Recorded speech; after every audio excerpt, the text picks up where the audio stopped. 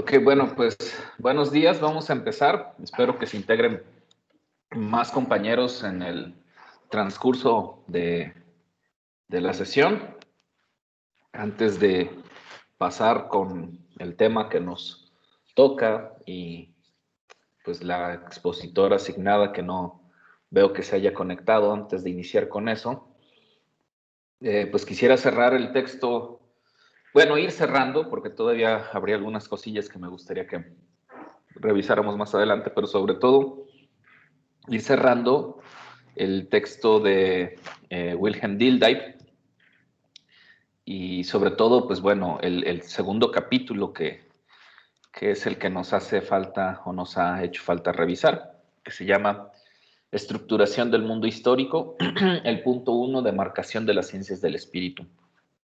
A grandes rasgos, ¿qué me pueden decir de esa parte del texto de Dilthey?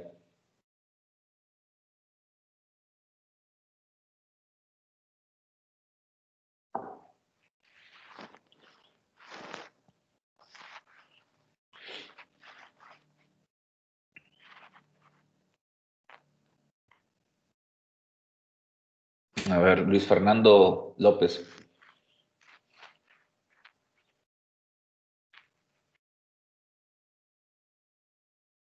Sí, aquí estoy, Rich.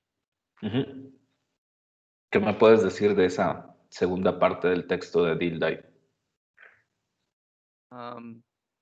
Pues me parece, pues un poco, bueno, interesante es ver la visión que tiene el autor sobre las ciencias del espíritu, o sea, cómo da él su definición. Que estamos viendo pues que pues hace una demarcación pues ahí entre lo que es como las ciencias naturales, las Ajá. ciencias convencionales y la diferenciación que hace con las ciencias del espíritu. A mí lo que me llama la atención es cómo marca como esa metodología para llegar a poder comprender o tener como una visión de las ciencias del espíritu que empieza como igual como las ciencias naturales con la Uh-huh. observación. Uh-huh. La observación es estar dentro del contexto de lo que vamos a investigar. Uh-huh. La observación parasitativa, perdón, Ah, participativa. Ajá. sí, me trabé. Sí, Y así, y irlo desarrollando, y lo que también me llama la atención es como la expresión que tenemos nosotros de la visión, uh-huh. de, de lo que ya observamos, cómo lo expresamos, y eso es lo que me llama un poco más la atención del actor. Ok, muchas gracias, Luis Fernando. A ver, Yaritza, ¿qué nos puedes compartir de esta segunda parte del texto de Dilthey? Estoy un poco confundida si te estás refiriendo a lo que habíamos hablado en la clase pasada de lo del curso vital. Eso es, digamos, el primer capítulo que nos tocaba revisar, pero después nos tocaba revisar el capítulo que se llama Estructuración del mundo histórico. Ah, mira. Si soy sincero, no me di cuenta que lo teníamos que leer. Ajá.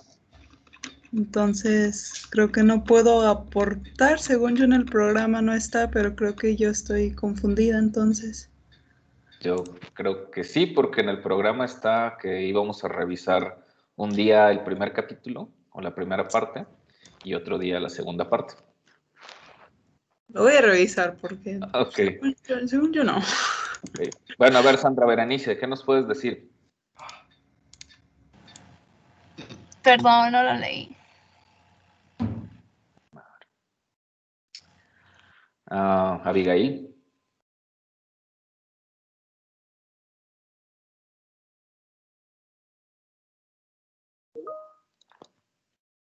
Respondió, perdón. No toca, sí, nos toca ver el antimanual. pero estamos cerrando la lectura de Dildite, que, a ver, vamos a poner aquí en pantalla. ¿Sí ven la pantalla? Sí, por lo mismo supongo que me confundí. Como Ok, estoy bien. siguiendo a pie. Estamos jueves, perdón, la semana pasada tuvimos martes 15, revisábamos Dildite de la 91 a la 97, el miércoles pues bueno, tuvimos el asueto, el jueves revisábamos, todavía seguíamos con Dildite y ya revisábamos de la 108 a la 142 e hicimos el ejercicio de la fotografía, ¿no? Y ese mismo día les dije que bueno, nos faltaba todavía revisar y que el martes 22 nos íbamos a dar un tiempecito para poder terminar con la lectura de Dildite y revisar el texto del antimanual. Y pues bueno, adelantándome a que posiblemente no pudiera estar la expositora de ese texto, pues podíamos tener un poco de tiempo para revisar lo último de Dildite, ¿no? Y ahí en el programa claramente dice que se tenían que revisar esas páginas, ¿no? Entonces ustedes tenían que haber hecho la lectura de las dos, de todo ese texto, ¿sí? Pues asumo entonces que nadie más revisó la siguiente parte de Dildite, o alguien lo hizo.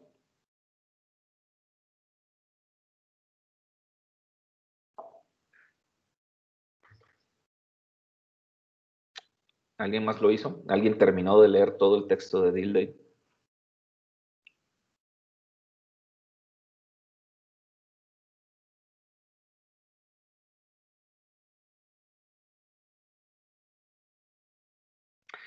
Ok, supongo que nadie, pues. Entonces, pues bueno, ¿qué podemos hacer si no leen ese texto? Pues dejárselos de lectura complementaria y la siguiente sesión, antes de iniciar con el tema que correspondería, que es el de los 7 y más pecados del mal historiador que expone Sandra, vamos a darnos un tiempo para revisar este segundo capítulo. Sobre todo me interesa que en las primeras 3, 4 páginas hay algunas ideas que me gustaría que reforzáramos, ¿sí? Por favor. Entonces mañana sí revisen esa otra parte del texto de Dildite que hace falta, ¿no?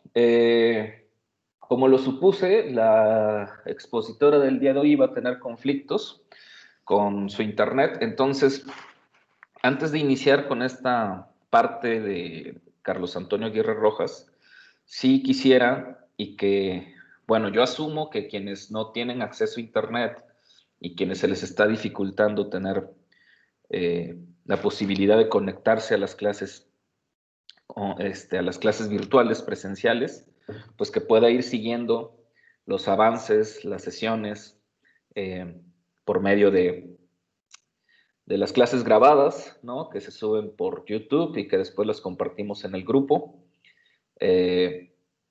Yo espero y quiero pensar que quienes se pueden dar esa posibilidad de revisarlas posteriormente, pues revisen y que vayan dándole continuidad, ¿no? Entonces sí me gustaría que los que estamos aquí presentes y que los que van a revisar posteriormente estas sesiones lleguemos a un acuerdo, ¿no? Sobre todo entendiendo que, bueno, estas circunstancias pues nos han sacado a todos un poco de onda, pero pues ya llevamos un rato así, ¿no? No es que tengamos 2 días de haber iniciado esta forma de trabajo, ya llevamos algo de tiempo, entendemos que esto por lo menos va a continuar un rato más, y además, bueno, la institución está tratando de facilitarles, de tratar de, a quienes tienen conflicto con el Internet, de apoyarles de cierta forma, ¿no? Entonces, vuelvo a insistir y al finalizar la sesión, cuando suba la clase, voy a volver a preguntar una vez más ¿quién tiene problemas para tener acceso a Internet? Y problemas me refiero a quién no tiene Internet en casa, quién tiene que pedir prestado o robarse la señal, quién tiene que ir a un ciber, quién en su comunidad, lugar de origen, etcétera, no hay buena recepción, quién no tiene una computadora, quién tiene un teléfono, ¿no? Quién tiene conflictos aunque tenga computadora e internet con un internet lento o que no tiene un equipo adecuado para poner la cámara, el sonido, etcétera. Por favor, díganlo, ¿sí?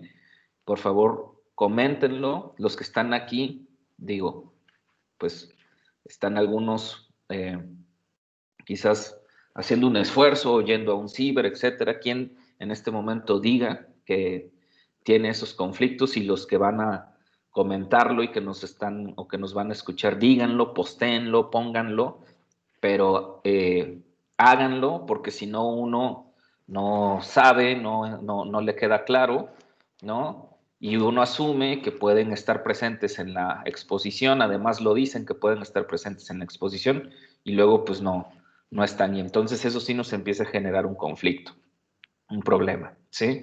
Entonces, sí me gustaría que en este momento los que están aquí díganme quién tiene problemas. Bueno, Juan Alberto, perdón, nos ha dicho un par de veces que pues está en Ciudad de México, que se tiene que, ahorita lo dijo, bueno, está bien, se entiende, pero el día de su exposición, espero, supongo, y así lo pienso, que va a estar presente, pues, ¿no? Y quien, a pesar de todo, siga teniendo conflictos, pues vemos la opción de que su exposición pueda ser grabada, pregrabada, poder nosotros revisarla, compartirla, transmitirla y con base a eso trabajar, ¿sí?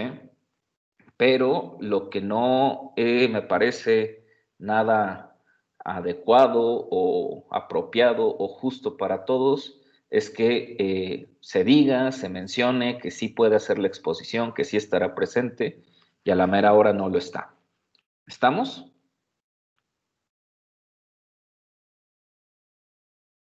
Respondan, levanten la mano, digan algo, por Quiero favor. que está bien lo que comentas, Richard. Yo tengo que hacer todo lo posible de mi parte, porque sería muy irresponsable si no me presento el día de mi exposición. Salvo que salga algo muy emergente, pero no creo que sea... Sí. Que casualidad no el día que me toque exponer se una situación. Así como... Sí, claro, eso lo dije desde el principio, o sea, las fechas no se mueven, pase lo que pase, a excepción de que obviamente suceda algo que está totalmente fuera de nuestras manos, ¿no? No lo deseo para nadie, pero un accidente, un problema, una situación, algo que definitivamente está totalmente fuera de nuestras manos, pues bueno, pues se entiende, ¿no?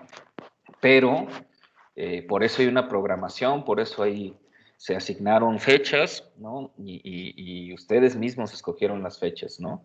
A excepción de algunos a los que pues no las escogieron a tiempo, ¿no? Alberto, habías levantado la mano.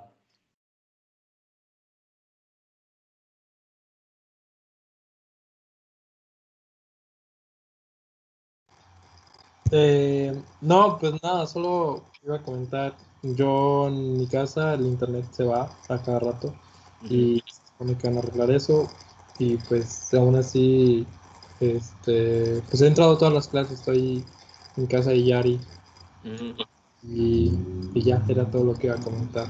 Obviamente voy a estar en mi, ¿cómo se llama? En mi tema pues que voy a presentar yo y pues que no hay problema pues por eso. Ok, en caso de que sigas teniendo conflicto con el internet en tu hogar, pues sí, ahí está la convocatoria que se lanzó, revisen esa convocatoria, quizás les pueda ayudar a alguno de ustedes. Elia nos dice que yo tengo el conflicto con el audio, el micrófono no sirve, a veces logro abrir la aplicación en mi teléfono que tiene la pantalla con la tinta corrida, ahí no veo, pero se hace lo posible por estar aquí, participar y el día de mi exposición buscaré la manera y los medios para hacerla. Muy bien, muchas gracias, Elia. En caso de que esta cuestión de tu computadora, pues también podrías comunicarte con la gente de servicios ahí de computación de la universidad y ver qué se puede hacer, Elia. Ok, ¿alguien más?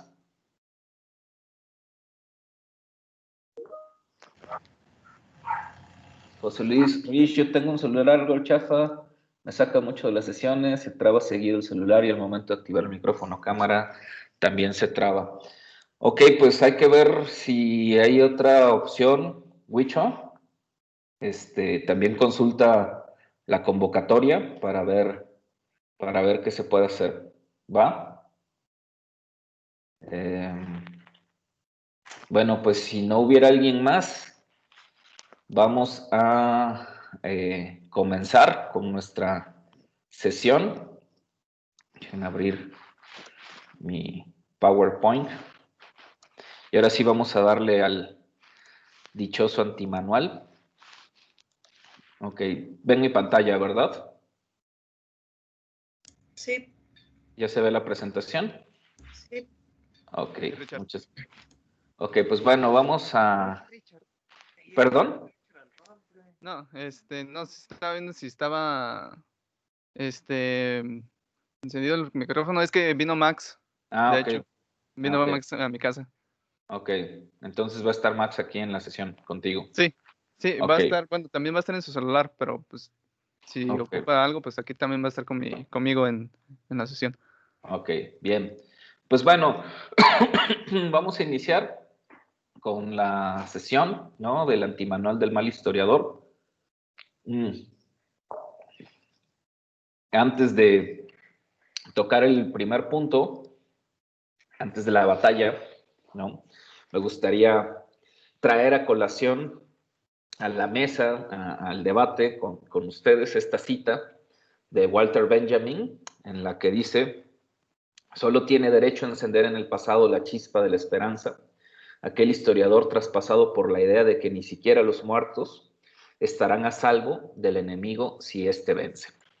¿A qué creen que se esté haciendo o a qué creen que haga referencia Walter Benjamin con esta cita?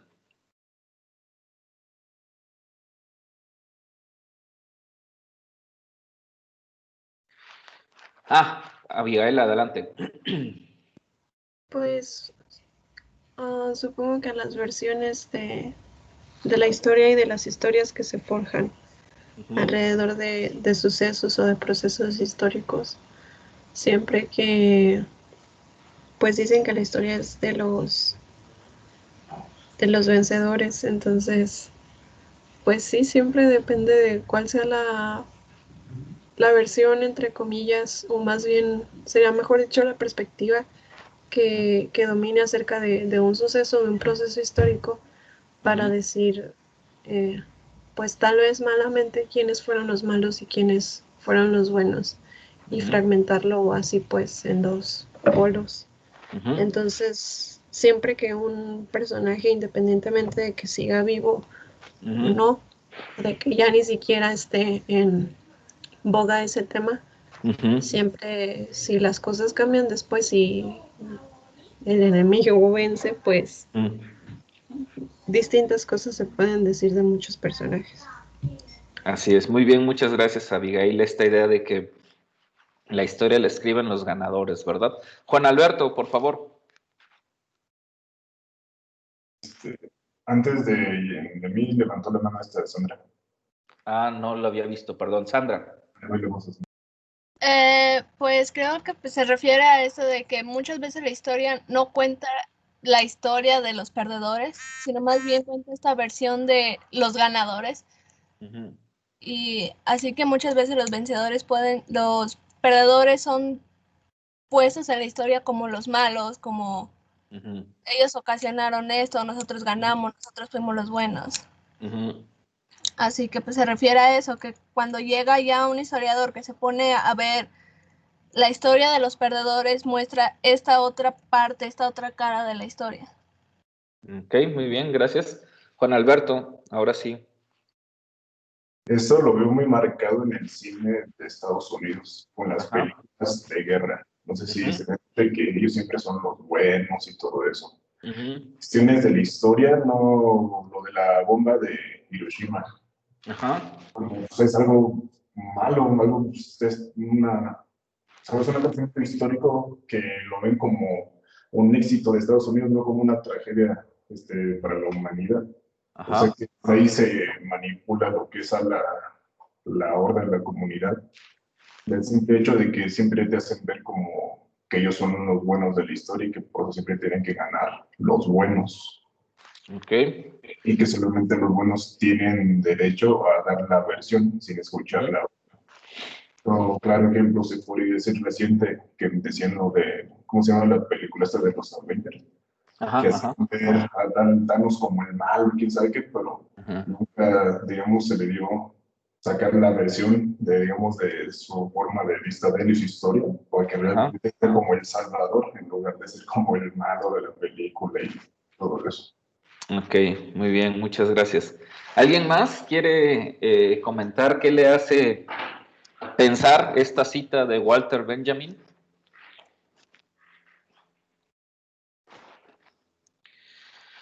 Para empezar, ¿alguien había escuchado hablar de este señor, Walter Benjamin? ¿Le suena el nombre?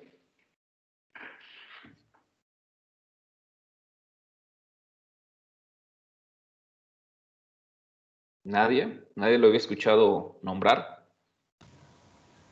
Yo sí, pero es uno de esos nombres que escuchas y los conoces, pero no sabes quiénes son hasta que te decides a buscarlos o alguien te dice quiénes son.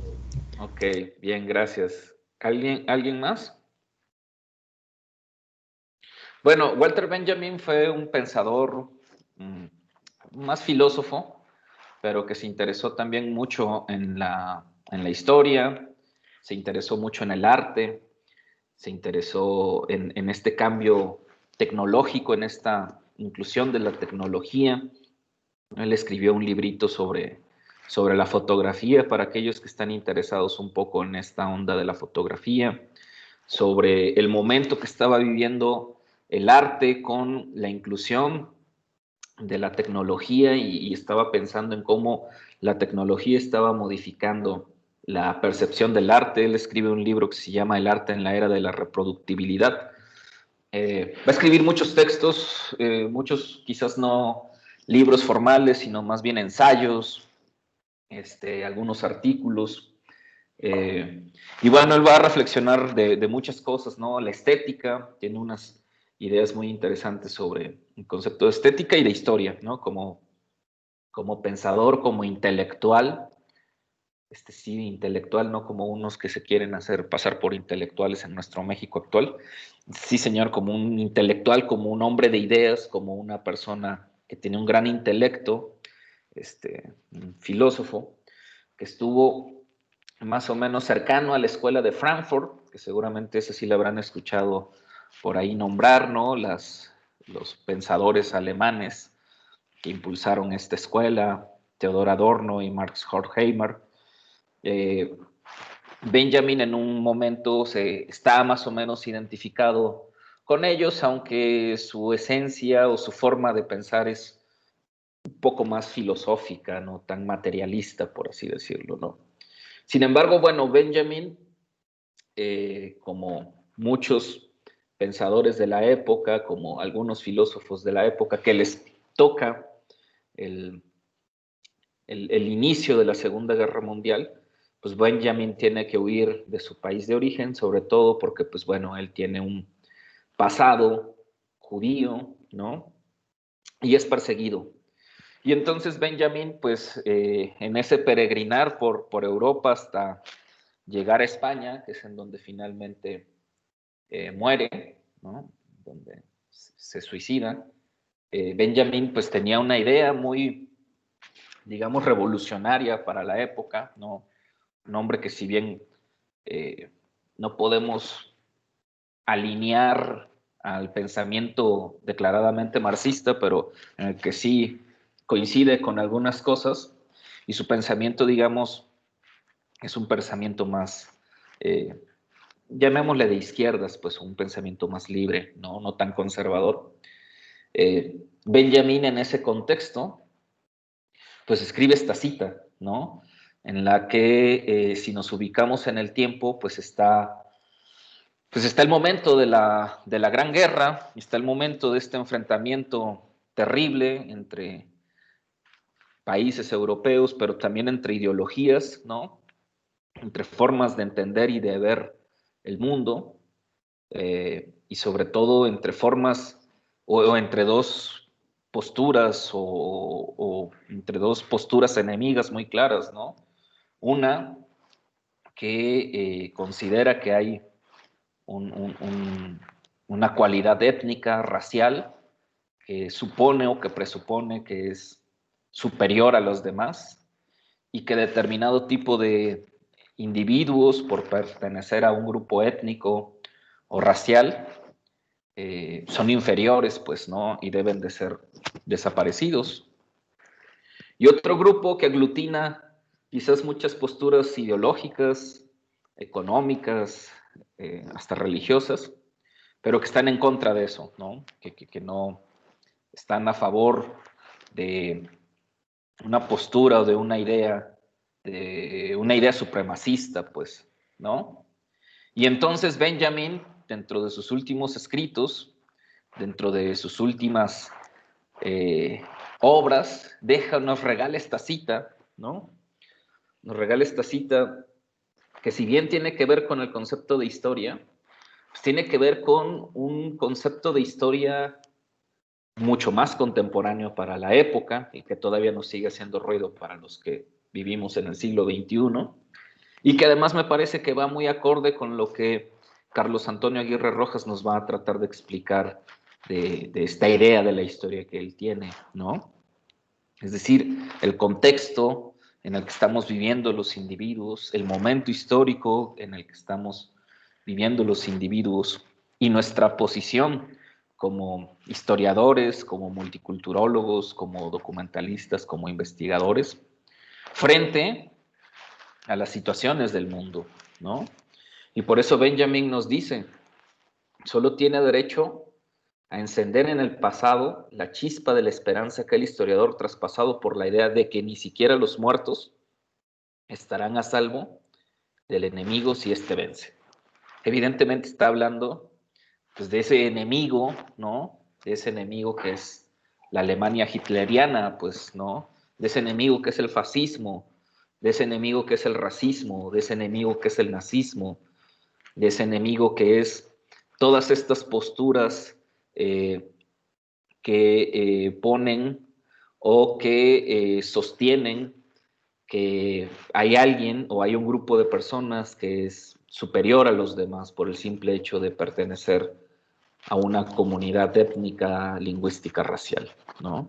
Por eso me parece que es una cita poderosa, la de Walter Benjamin, por eso me parece que es una cita sumamente interesante y que además me parece que en el contexto en el que vivimos y en el país en el que vivimos, que sabemos que ha atravesado por momentos muy complicados, por situaciones difíciles, en donde hay a veces posturas políticas totalmente contrapuestas, ¿no? Me parece que en ese sentido la postura de Benjamin es un poco también una postura de decidir o de tomar eso, una posición, ¿no? Crítica ante la vida, ante la realidad, ¿no? Por eso quería poner esta cita antes de iniciar nuestra sesión. Muy bien. Primero, ya revisando nuestro texto, vamos a empezar de arriba abajo. Bueno, Elia, no nos puedes contestar directamente a la cámara, pero si nos puedes decir un poco quién es Carlos Antonio Aguirre Rojas, te lo agradeceríamos. Pero, ¿qué les parece Jorge Luis Contreras?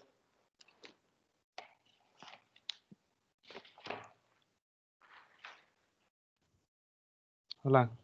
Hola, ¿qué tal? ¿Cómo estás? Muy bien. ¿Quién es Carlos Antonio Aguirre Rojas?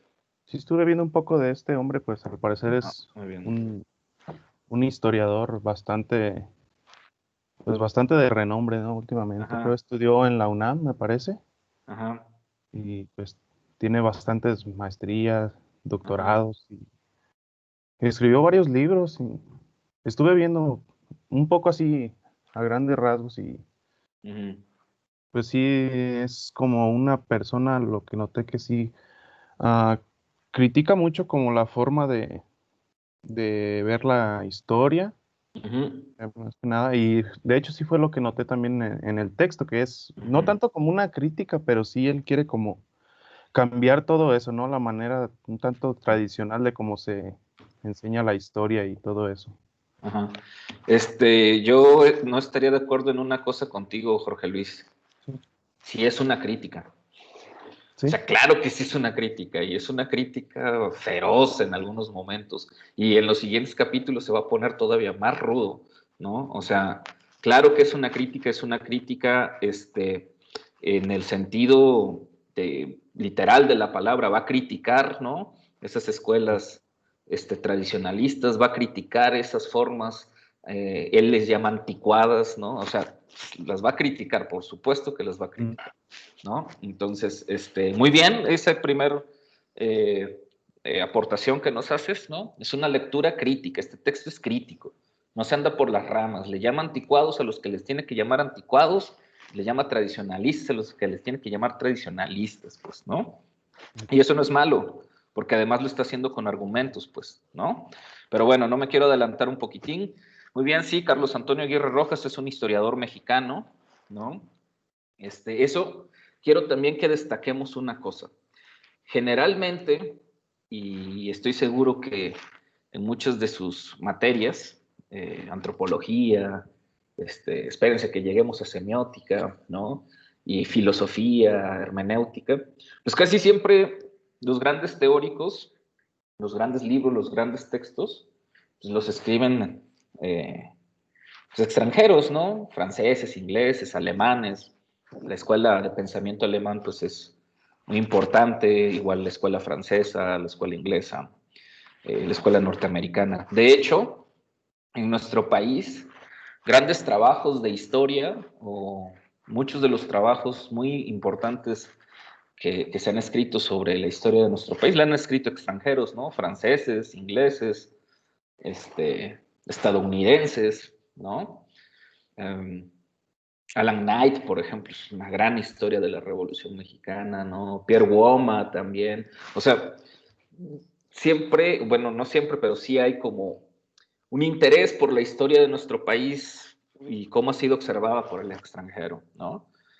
Y no lo sé, quizás sí haya sido en otras clases, pero a veces no leemos tanto lo que se produce en nuestro país, no leemos tanto a autores nacionales, no leemos tanto a teóricos nacionales, o a veces hasta las mismas escuelas o las mismas academias en México lo señalan así, ¿no? En México no se hace teoría, en México no hay una gran filosofía, en México no hay grandes historiadores, y pues no, o sea, sí hay grandes filósofos, han existido muy importantes filósofos, han existido propuestas teóricas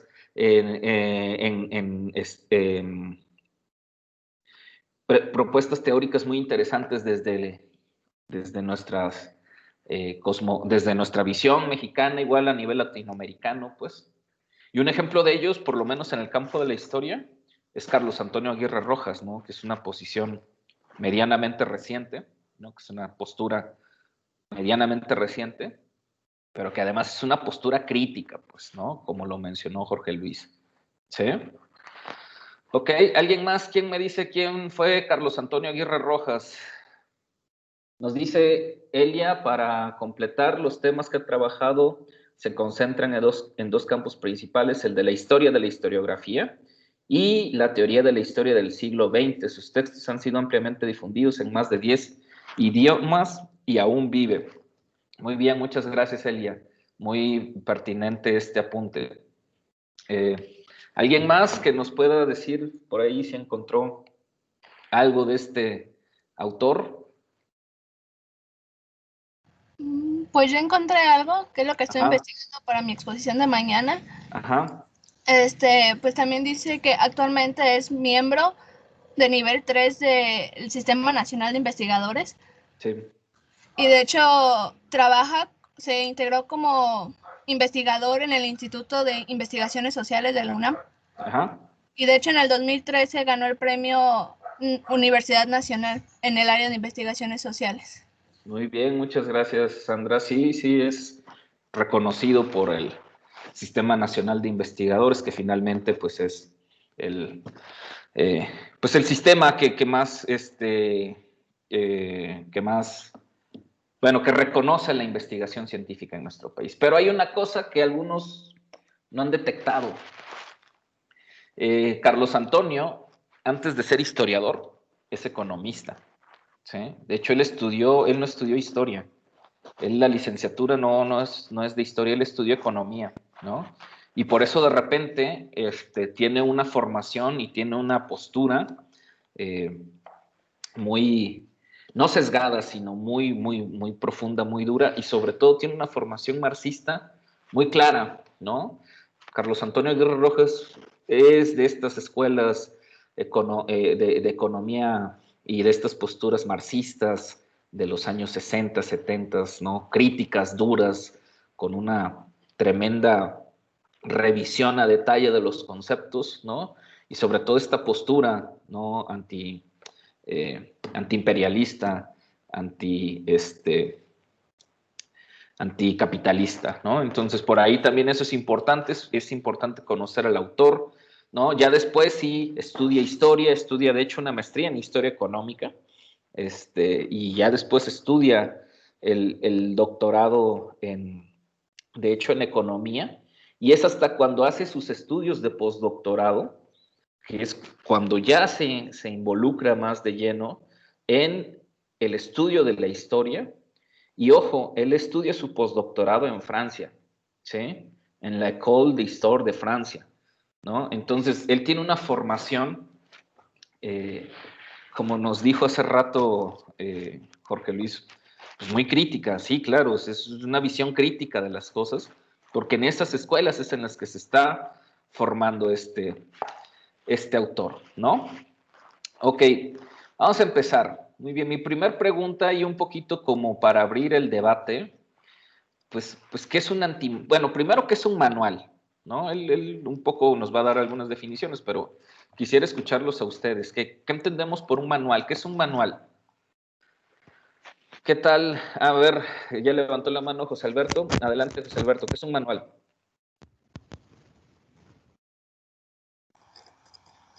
¿Ya me escuchas? Sí, ya te escuchas. Pues es una guía, o sea, recuerdo, no me quiero adelantar, pero me parece muy importante destacar que en la siguiente lectura te da como los puntos bases y aquí, o sea, en este libro, en los capítulos que vamos a revisar, pues te da una guía para no caer en las bases y en lo que ya está establecido en la estructura de educación por parte de la historia en México, más que nada.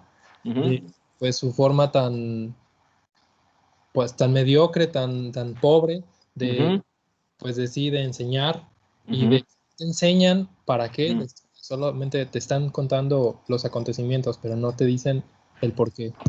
Bien, muchas gracias, José Alberto.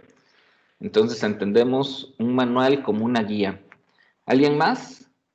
¿Qué les parece Maximiliano? Que lo veo que está bien atento a lo que está observando en pantalla. Súper atento.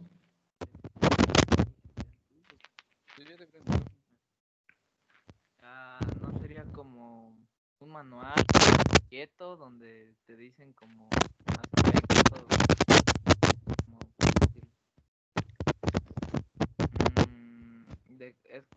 es que no sé cómo decirlo. Ajá, así como se te ocurra.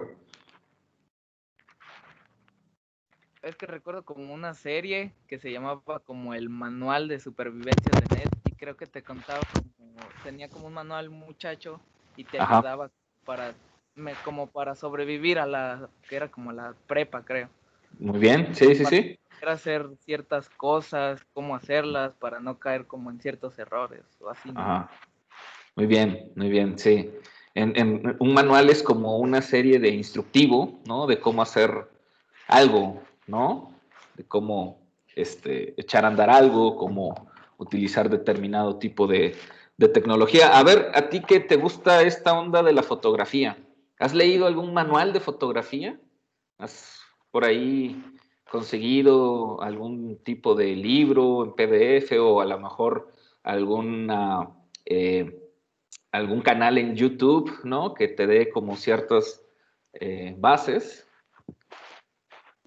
Pero manual así como, porque el que he leído es el manual, pues, ¿no? Que viene con tu cámara. Ajá. Ese sí lo he Ándale. leído.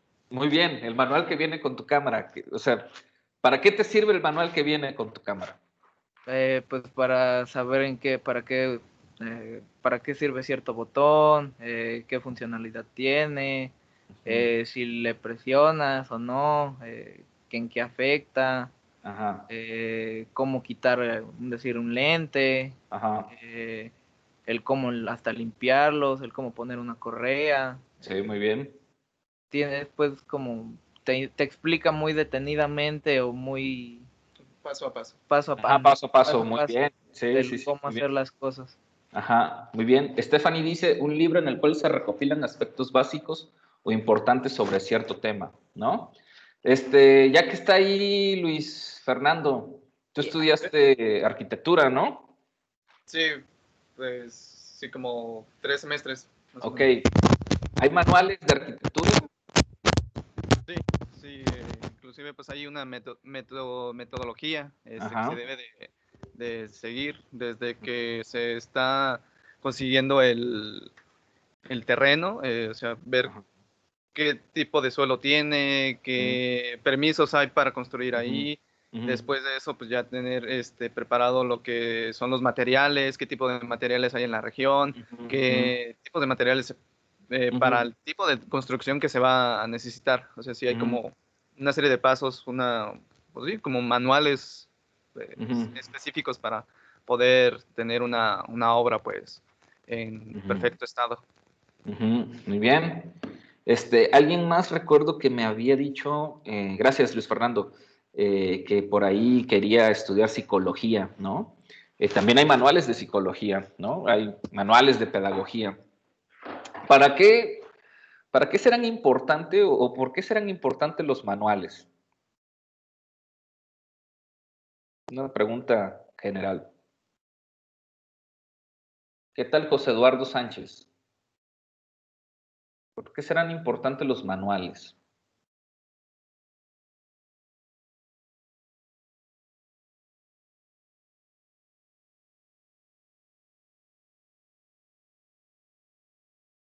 José Eduardo, ya me siento como ese meme de Creo que es Hernández, no Sánchez. No José Eduardo Sánchez, pues.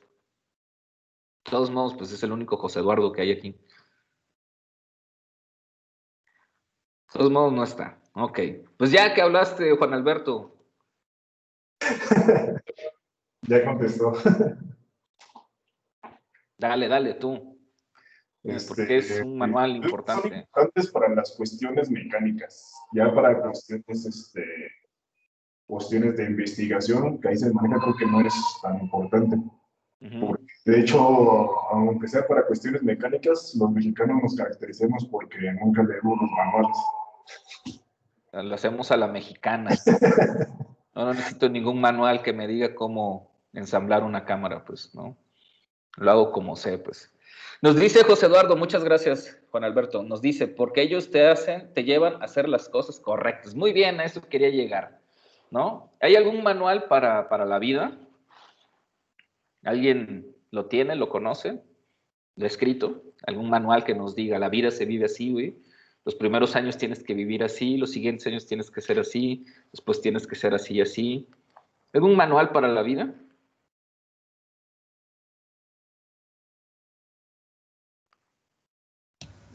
Sí, hay muchos. Hay unos muy chuscos para adolescentes. Sí, muy Hay bien. para los amas de casa.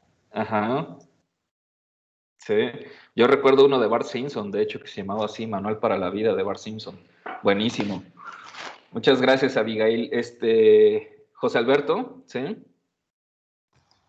Pues sí los hay, claro que sí. Y creo que hay unos muy marcados como para cierta edad, que tu bebé a tal edad va a hacer esto y a tal, tal mes va Ujú, a tener que comer esto y ujú, niñez va a ocurrir esto y en la adolescencia ujú. va a ocurrir esto. O sea, claro que lo saben, Sí, pero no funcionan para todas las personas, no ok. funcionan de forma, pues, pues global. O Ajá. sea, no puedes poner la vida en un librito y decir que así funciona y que así va a ser Ujú, para las personas. Por muy supuesto bien. que hay algunas similitudes y que hay algunas cosas que vamos a tener en común, pero Ajá, no funciona así. muy Sí, bien. sí hay instrucciones de vida, entre Ujú, comillas, ujú. no funcionan. Ajá. Muy bien, muchas gracias, José Alberto. Luis Fernando. Sí, bueno, como lo comentaban, creo que también está el de Jordi Rosado, que pues es una Ajá, tontería, ¿no? El de ¿Qué hubole? ajá. ¿Qué hubo con? Ajá. Sí, sí, sí. Pero yo creo que el ejemplo más grande es dentro de la religión, de la religiosidad, Ajá. perdón. Pues la Biblia es como la más grande, manual para Claro. vivir tu vida y Ujú, después de la vida, ujú, según la idiosincrasia, cristiana. Y ujú, desde los 10 mandamientos, que es desde antes ujú. bueno, en el Antiguo Testamento, que Ajá. pues es un manual, son pasos a seguir, son una serie de normas que se deben de cumplir para tener una buena vida, ser un Ajá. buen ser Un buen humano, cristiano, un buen ser humano, cristiano. ¿no? No Sí, ser exactamente. ¿no? Que te vas a ir al infierno. Ok, muy bien. De hecho, Luis Fernando, le acabas. O sea, estoy de acuerdo con los comentarios vertidos hasta este momento. Aquí hay varios libritos, varios manuales, o sea, estamos rodeados de manuales, pero quizás en el ámbito religioso es en donde existan más. Quizás el más conocido, pues efectivamente, para el mundo cristiano, como nos lo dice Luis Fernando, pues sea la Biblia, ¿no? Que es como un manual de vida, ¿no? A veces un poco difícil de entenderlo porque es muy metafórico, en otras ocasiones es un poco más claro, hay que darle ciertas interpretaciones y bueno, lo que ya conocemos, el Corán también es un manual de vida, pues, ¿no? De hecho, mucho más relacionado con la vida social del pueblo árabe o del mundo árabe, ¿no? El Corán está sumamente relacionado con los aspectos políticos, con las decisiones políticas, etcétera, ¿no? El Torá, que es el libro sagrado, uno de los libros sagrados de los pueblos hebreos, pues también finalmente es un manual de vida, ¿no? Las enseñanzas de Buda para todas las comunidades que siguen estas tradiciones, pues también en cierta medida son una serie de manuales, ¿no? Krishna también, ¿no? Últimamente hay, con toda esta inundación de religiones contemporáneas o de mezclas religiones contemporáneas que algunos han querido o han denominado como New Age, pues por ejemplo ahí están varios escritores famosos, ¿no? Que se han hecho eso, muy famosos por sus enseñanzas, por sus pensamientos, ¿no? Por encontrar la paz interior, ¿no? Ciertos manuales de vida, como Osho, y bueno, un sinfín de ideas más. Por supuesto, estoy de acuerdo con ustedes, estamos plagados de estos manuales de vida, ¿no? Luis Fernando dijo algo interesante, Luis Fernando López, porque pues es necesario como tener estas reglamentaciones. Y se acuerdan que en clases anteriores lo habíamos visto un poco, ¿no? Esta relación con la necesidad de repente del ser humano de vivir en orden, reglamentado, etcétera, ¿sí? Pero mi pregunta, para poder ya entrarle un poquitín a las definiciones o a los comentarios de Carlos Antonio Aguirre Rojas sobre el antimanual, ¿por qué será necesario o por qué todavía sigue siendo necesario que los seres humanos tengamos o necesitemos de un manual de vida, pues? ¿Sí? ¿Por qué es necesario que tengamos manuales de vida, Ana Isis? Creo que a veces el ser humano siempre ha tenido esa mala costumbre de autosabotearse, ¿no? Ujú, Entonces, por lo tanto, necesita que alguien le diga qué hacer para hacerlo. Y creo que ha sido su mayor necesidad para tener manuales, para saber cómo arreglar algo que él no sabe cómo se hace. Entonces caemos a eso, no sabe cómo vivir la vida y alguien más tiene que venir a hacerlo. Ajá, muy bien. Sí, ahorita te doy la voz, José Alberto.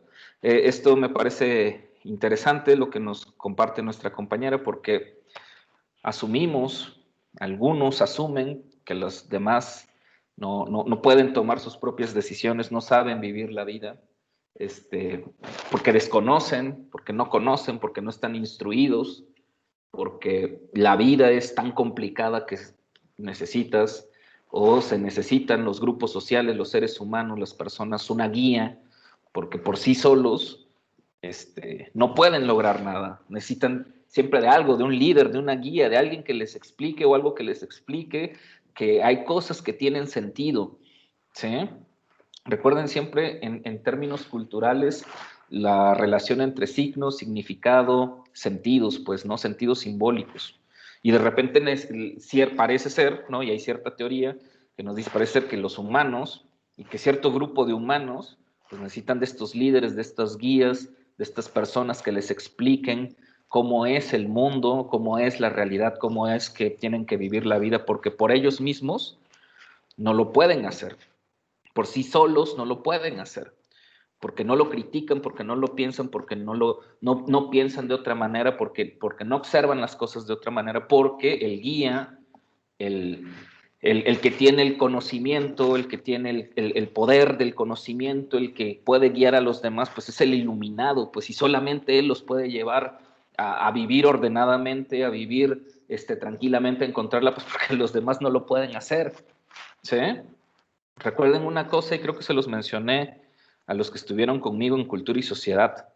El primer principio de nuestra inquietud como investigadores es que tenemos dudas, y las dudas nos llevan a reconocer que ignoramos cosas, pues, ¿no? A reconocer que somos ignorantes de la gran mayoría de las cosas que suceden, pero si no reconocemos nuestra ignorancia, y si no salimos de nuestra ignorancia, pues entonces jamás nos construiremos preguntas y jamás dudaremos de las cosas, y si no dudamos de las cosas, pues entonces no estaremos generando conocimiento, y como individuos, pues ni siquiera conocimiento, no estaremos desarrollándonos como individuos, pues, ¿no?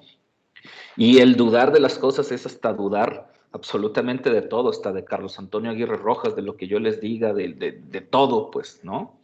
Entonces, en ese sentido, la primera crítica que en gran medida nos hace el autor, pues es a este halo que tienen los manuales, ¿no? A ese halo que tienen las grandes guías, pues, ¿no? Esos guías todos poderosos, esos guías casi chamánicos, pues, ¿no? Esos gurús casi que no se cuestionan, que lo que dicen y que lo que hacen es perfecto, ¿no?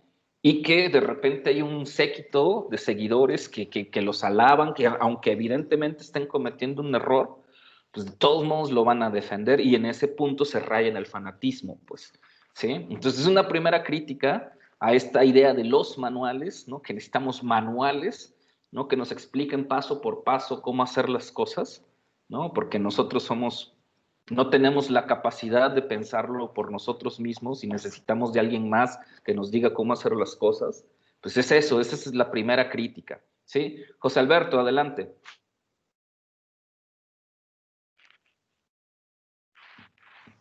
Ya, pues bueno, ya más o menos tú mencionaste algo de lo que yo quería comentar, que es pues eso, o sea, los manuales están escritos porque están plasmando la historia, están contando algo que ya sucedió y algo de lo que ya aprendimos. ¿Para qué seguimos estos manuales? Para no volver a caer en ese error, para no volver, yo qué sé, a decir que el plomo es bueno como maquillaje, o está bien que se casen entre hermanos, o ese tipo de cosas que si bien algunas están en la religión, o lo que sea, pues de ahí podemos aprender a los errores que ya se vivió, porque es la historia, o sea, la historia es la que pues nos da estas herramientas para poder crear estos manuales, estas guías, y pues en un futuro seguir estas guías para no volver a cometer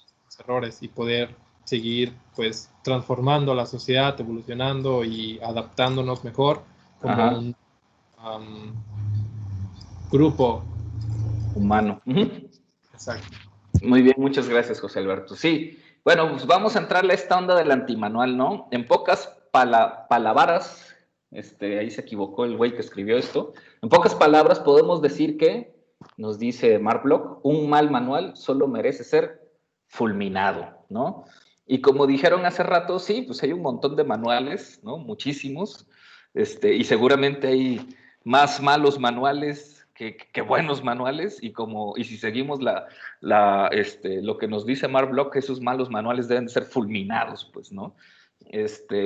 Desde ahí empieza el autor, Carlos Antonio Aguirre Rojas, a escoger, ¿no? A identificar muy bien cuáles son los autores que va a retomar para proponer esta idea de la historia, y esos autores fundamentalmente son autores críticos, ¿no? Como lo decía hace rato Jorge Luis, él lo decía un poquito, no, me parece que es, no, o sea, es crítico totalmente, el autor es crítico, ¿sí? Ok, Saúl Enrique, ¿qué entiendes por un mal historiador? ¿Qué es ser un mal historiador? Mal historiador. Ajá.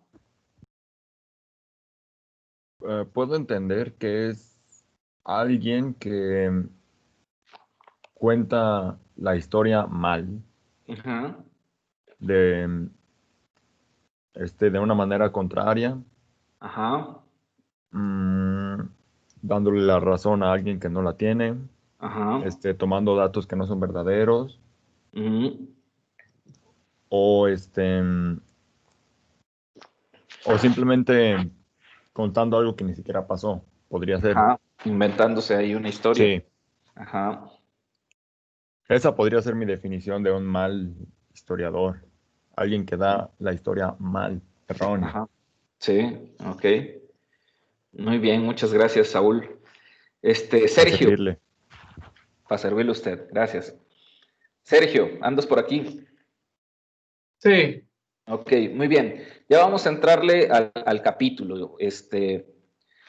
A grandes rasgos, ¿qué me puedes decir de este primer capítulo en sus primeras páginas? ¿Qué te llama la atención de este texto que se llama de antimanuales y antidefiniciones de la historia?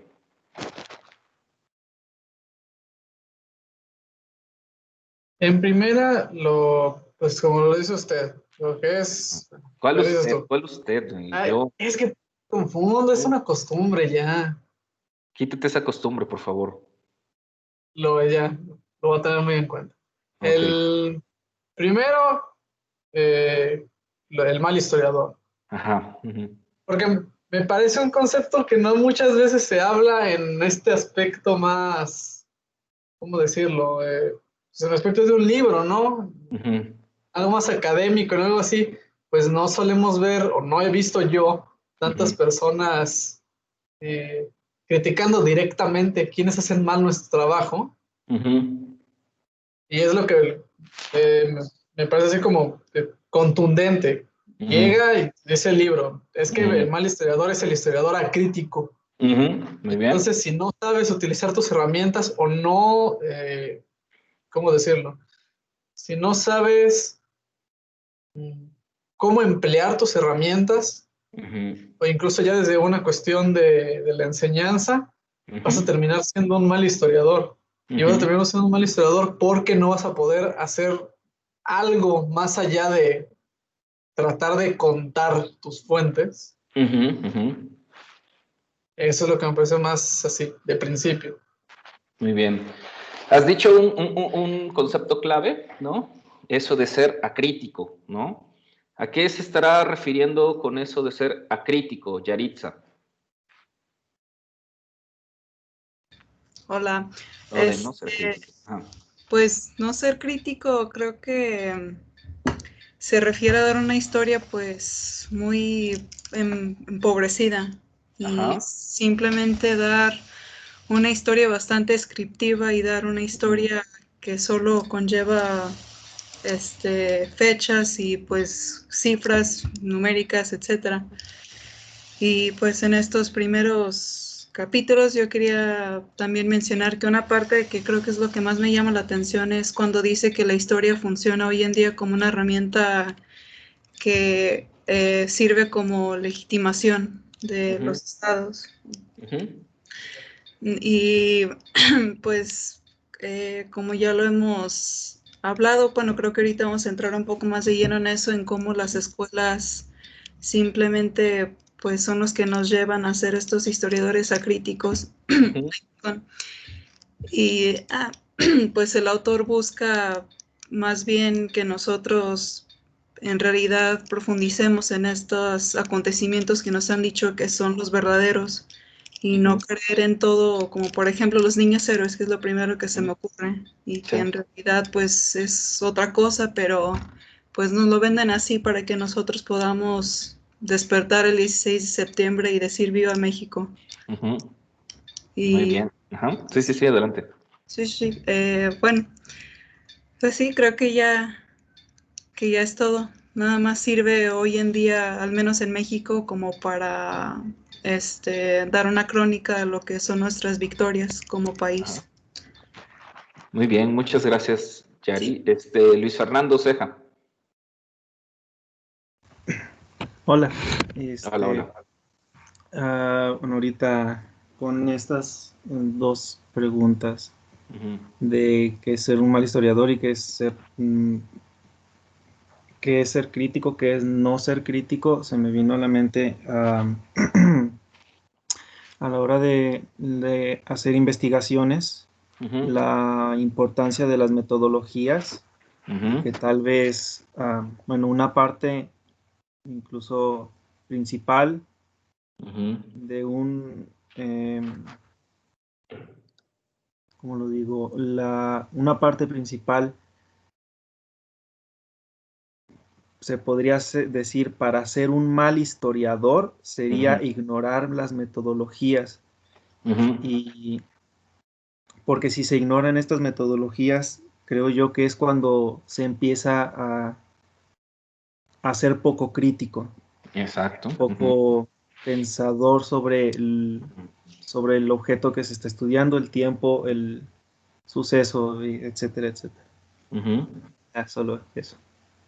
Muy bien. ¿Alguien más en este punto sobre esta cualidad, ¿no? que se menciona de no ser lo suficientemente crítico o crítico? Sí, adelante, Luis Fernando López. Sí. A mí me parecería que un mal historiador sería el que no contrasta sus fuentes, que no consulta ninguna otra portafolio de lo que se está tratando, igual como dice mi compañero Luis Fernando, que no sigue una metodología. Yo creo que un buen historiador es aquel que contrapone lo que dice una fuente con lo que dice otra y se va como enriqueciendo aún más lo que es la investigación y la historia, lo que está tratando de documentar. Muy bien, quiero que estemos en la página, en mi libro es la página 17, la verdad no sé, en el PDF no recuerdo ahorita qué página es, pero es en la primera, pues, ¿no? En la que abre con esta pregunta, ¿por qué escribir y publicar hoy, en los inicios de este tercer milenio cronológico, un antimanual? Quiero que vayamos a las últimas líneas, en donde el autor nos dice, y también porque sabemos que el propósito en general de todos los manuales es simplificar ideas o argumentos complicados con el fin de volverlos asequibles a un público cada vez más amplio. Ahí nos está dando una definición de lo que él no considera que debe de ser apropiado para un historiador en un manual, ¿no? O sea, simplificar las ideas cuando hay ideas que son sumamente complejas. Sí, adelante, Juan Alberto, levantaste la mano. Yo creo que ahí se refiere para manejar lo que es el lenguaje inclusivo para que no solamente sea para ciertas personas que manejan tecnicismos, exacto, sea más fácil de comprender. Y en cuestión, cuando decías que un mal historiador es mi pensar, no digo que diga ahí, posiblemente sea para mí el historiador de escritorio, aquel que no sale y solamente se basa en libros de otras personas y sin cuestionar, sino solamente para comparar información entre ellos. Sí, o sea, una persona, la primer punto es esto, el no ser, es ser acrítico, es decir, el no ser crítico. Tú puedes hacer un gran trabajo bibliográfico, un trabajo ya sea filosófico, ensayístico, antropológico, histórico, solamente a través de tu única fuente que sean los libros, ¿no? La bibliografía, pero siendo crítico con esto, ¿no? No aceptando todo, ¿no? Sin primero no cuestionarlo, pues, ¿no? Evidentemente el trabajo del historiador, pues, es consultar otras fuentes, ¿no? Archivos, fotografías, documentos, si es que es posible por el tema que estudia, entrevistar a personas, ¿no? Tratar de tener sus testimonios, contrastarlos, etcétera. Y además al hacer o al consultar estos documentos también tiene que ser crítico con ellos. Ustedes todos ya pasaron hermenéutica, ¿no? Y uno de los primeros ejercicios de la hermenéutica al consultar las fuentes es contrastarlas, ¿no? Es al tratar de llegar a una interpretación más o menos coherente de lo que una fuente, un documento, un texto nos está diciendo, pues es primero conocer el origen de esta obra, al autor, el contexto, ¿no? Tratar de entender qué nos quiere decir, porque en algunas ocasiones, si lo sabemos, pues hay textos que son complicados, que utilizan conceptos confusos, que utilizan lenguaje a veces, o una estructura de lenguaje a veces confusa, que como bien lo decías, Juan Alberto, utilizan palabras muy técnicas, o máxime si son obras que, pues por ejemplo, en su idioma original, en muchas ocasiones cuando se traducen a otros idiomas, a otras lenguas, pues no se encuentran los términos adecuados o las palabras adecuadas y simplemente se les da desde ahí una interpretación. Esto pasa sobre todo, por ejemplo, con las lenguas germanas, ¿no? Con el alemán, que es un idioma muy compuesto, es un idioma muy técnico y que muchas veces tan solo en el campo de la filosofía, muchas veces cuando se traducen las obras de Nietzsche, las obras de Hegel, las obras de Kant, muchas veces pierden su significado o pierden su sentido porque no hay palabras que expliquen lo que quiere decir el término en alemán, en español, por ejemplo, ¿no? Un claro ejemplo de esto, pues es el caso de la Biblia, ¿no? O sea, la Biblia fue escrita en arameo antiguo, ¿no? O sea, ni siquiera en latín, pues. O sea, la Biblia estaba escrita en las antiguas lenguas hebreas, y bueno, eran varias lenguas hebreas, pero una parte o una de las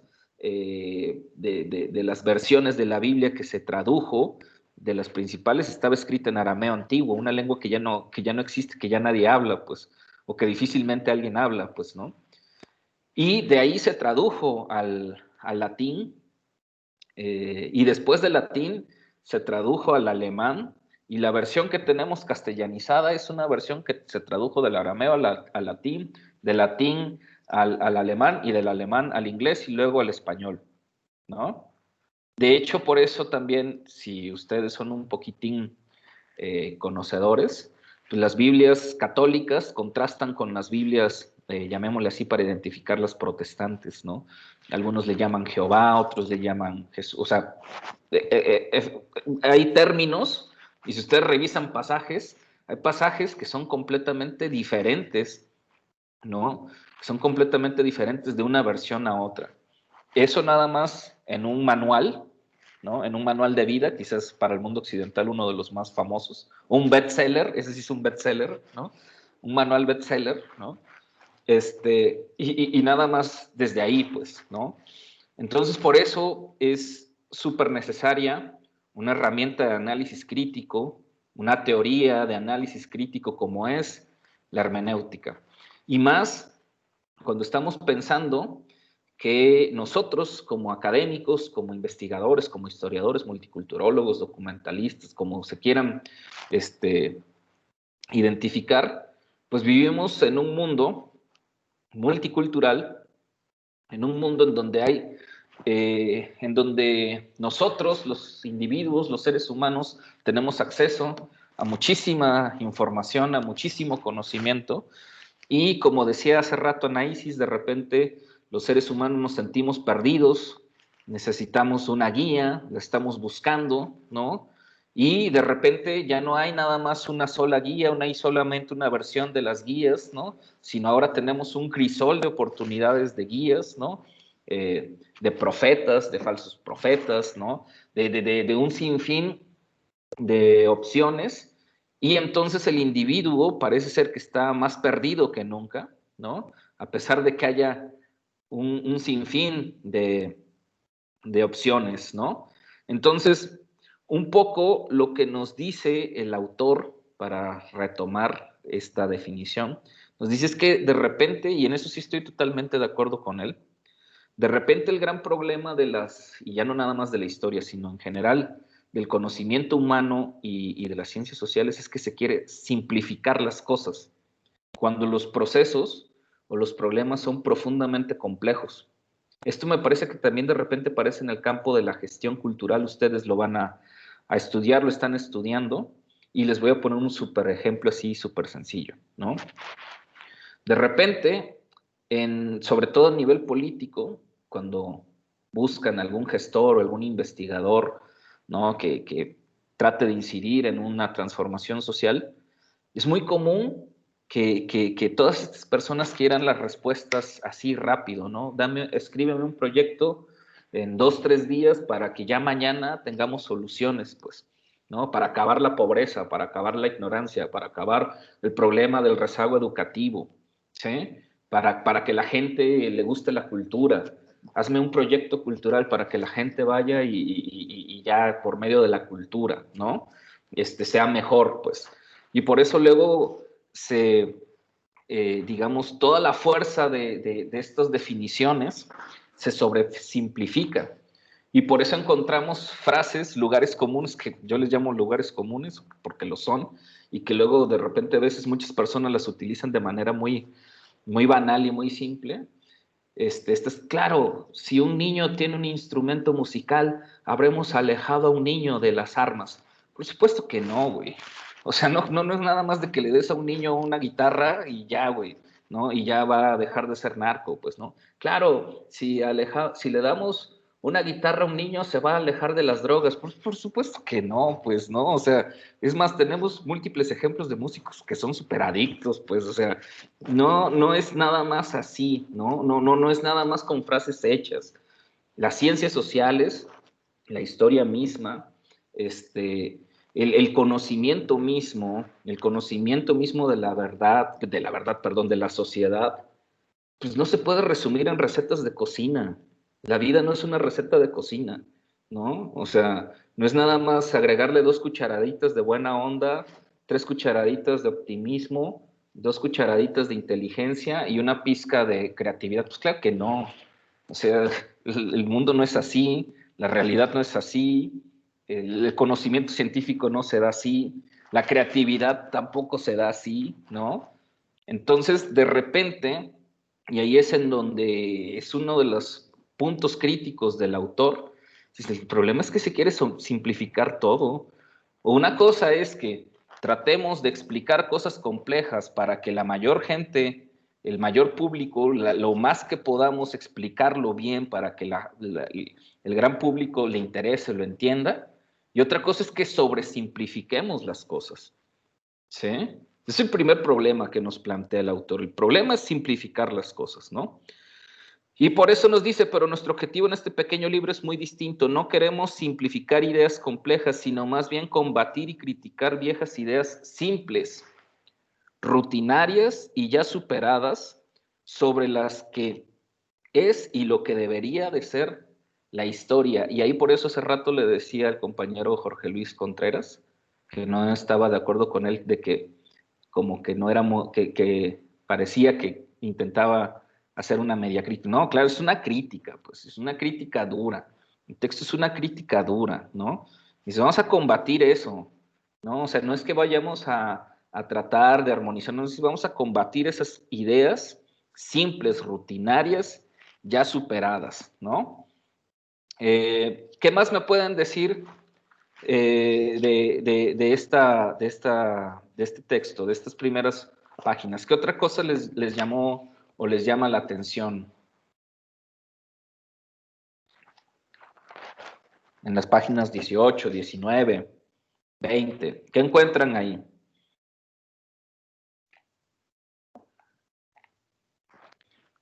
Adelante, Luis Fernando, y después Sandra. Hola. Hola. Un poquito más adelante de lo que acabas de leer, hay un cachito, ¿lo puedo leer? Sí, adelante, adelante. Que dice, queremos presentar también de modo accesible a un vasto público ciertas ideas y propuestas complejas y elaboradas de lo que en nuestra opinión debería ser y es en verdad la historia más actual y más, de vanguardia. Y eso me suena como que una de las cosas que quiere intentar con este texto, con esta crítica a la forma que se hace historia, es acercar la complejidad de los temas al público en general. O sea, en lugar de simplificar las cosas, como lo decía tantito antes en lo que acabo de leer, más bien acercar la complejidad a un público más amplio. Público amplio, para que se pueda hacer buena historia sin temer que la gente no lo entienda. Muy bien. Estará acostumbrada a la complejidad. De acuerdo, sí. De hecho, con eso, muchas gracias, Luis Fernando. Con eso hace una crítica a dos postulados o a dos formas, ¿no?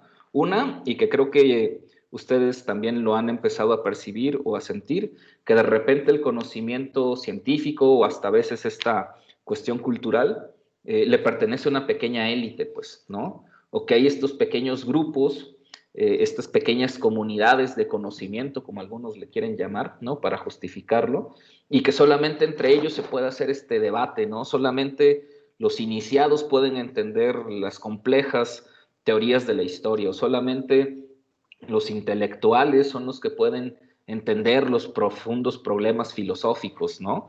O solamente esa gente tocada por los ángeles del conocimiento son los únicos que pueden entrarle a estos debates. Y lo que nos dice es no, o sea, también hay que pensar o revertir, por eso nos dice después, no, pero no convirtiendo estas propuestas en ideas, en tesis y nociones simples, sino más bien reformulándolas de una manera sencilla, que a la vez mantiene su complejidad, las ilustra con ciertos ejemplos y la desmenuza con más detalle, retraduciéndolas a un lenguaje más cercano y accesible a un amplio público, ¿sí? Es decir, el conocimiento tiene que ser para el gran público, ¿no? ¿Cómo lo vamos a lograr? Pues bueno, sí, generando un lenguaje más sencillo, una forma más fácil, más accesible, pero sin que pierda su complejidad. Eso también nos lleva a otro punto crítico, ¿no? Que evidentemente es algo que muchos otros teóricos, pedagogos y filósofos han pensado, pues mientras la gente, el público, el gran público, tenga mejores herramientas, tenga un mejor acceso a una mejor educación, tenga una formación educativa mucho mejor, más crítica, más profunda, etcétera, pues entonces va a poder tener acceso y pues va a poder discutir, leer, ver cine, escuchar música, ir a un teatro, a ver una obra de teatro, a un museo y poder dialogar con esas obras, ¿no? Pero si no tiene esa formación, si las élites gobernantes no nos restringen esa formación y esa gran formación o esa formación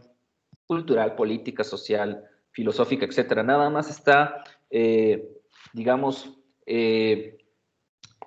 se da para cierto público, pues entonces pues es por eso que entendemos que hay un público, que hay el gran público, pues que no le llama la atención, que no le atrae, que no le gusta, porque no tiene esas herramientas, pues, ¿no? Entonces, por ahí hay una doble crítica, pero muy bien identificado eso. ¿Qué otras críticas? Y además, para ir avanzando un poquitín, ¿qué otras críticas y qué otras posibles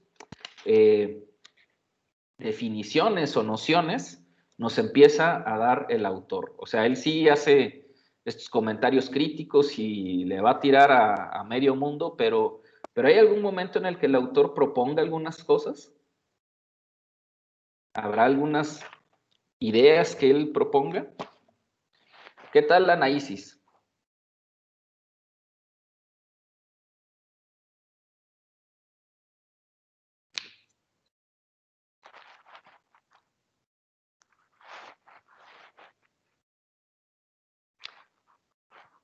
Me parece que no está en la sesión. Ok, no. Sandra, adelante. Sandra. ¿Qué otras cosas más critica el autor? Dice Sandra que está ocupada. Ok, perdón. Lo vamos a desocupar. Que siga haciendo lo que tiene que hacer. Adelante, Saúl, ya que hablaste. ¿Me repite la pregunta, por favor? ¿Qué otras cosas critica el autor?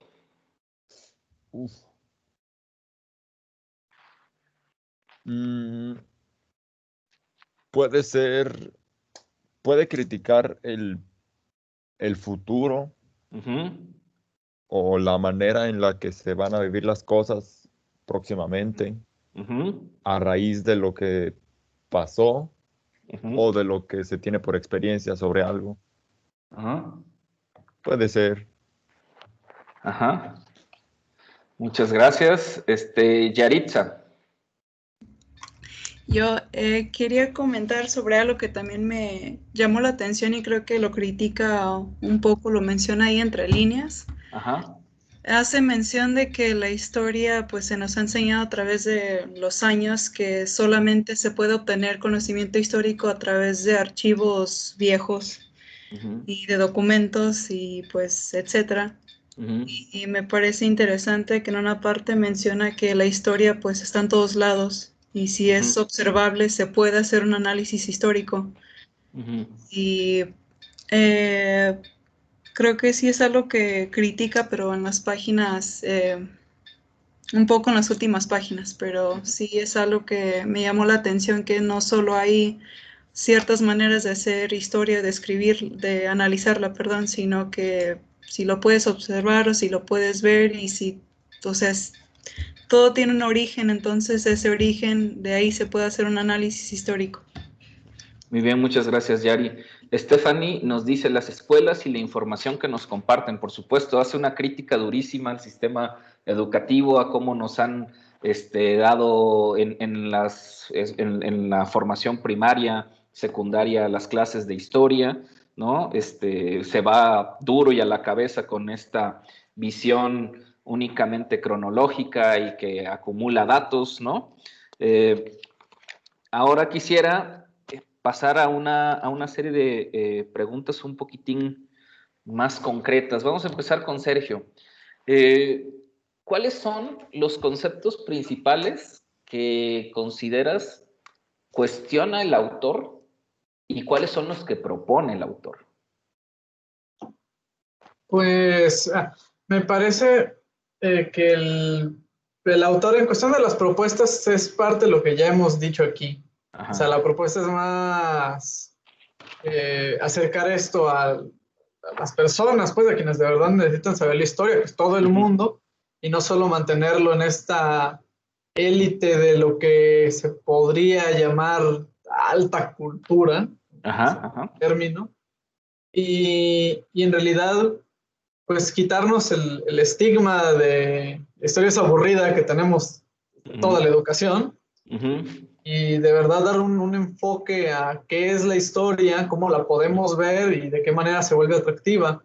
Y en relación a esa propuesta, en el libro me me parece muy buena su, no sé cómo decirlo, su método, sus ejemplos de... Lo digo de buena manera, pero tal vez suene mal, el banalizar las figuras históricas. Ajá. Y el bajarnos a los héroes que la historia siempre nos ha mitificado, a decirnos que en realidad son personas y que tienen una historia y que su historia puede estar más cercana a la nuestra de lo que parece. Y en realidad criticar ese enfoque romántico que se le ha llegado a dar a la historia, específicamente a la historia que nos enseñan en la educación básica, y que a veces tiene pues este tinte también político, como lo de los héroes nacionales o cosas similares, pero a final de cuentas, pues, bajar a estos héroes del podio en el que los tenemos, creo que es una de las mejores prácticas que podemos hacer para de verdad hacer historia bien. Muy bien, muchas gracias, Sergio. Sí, de acuerdo con esta idea de bajar a los ídolos de bronce del pedestal. Abigail, ¿andas por aquí? Sí, aquí estoy. Ok. ¿Cuáles crees que son, o cuál es uno de los conceptos principales que critica el autor? Les voy a dar una pista, anda por ahí por la página 21.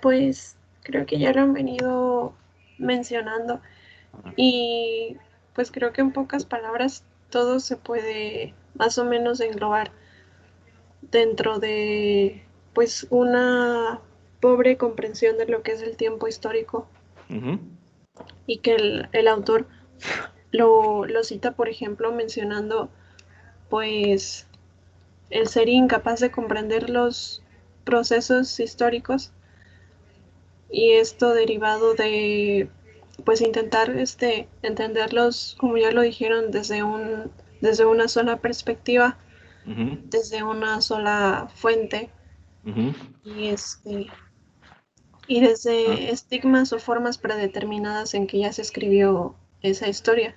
Y creo que todo esto tiene que ver con una mala comprensión de lo que es el tiempo histórico, que no es un tiempo lineal ni impermeable y dentro del que suceden muchas cosas en muchas formas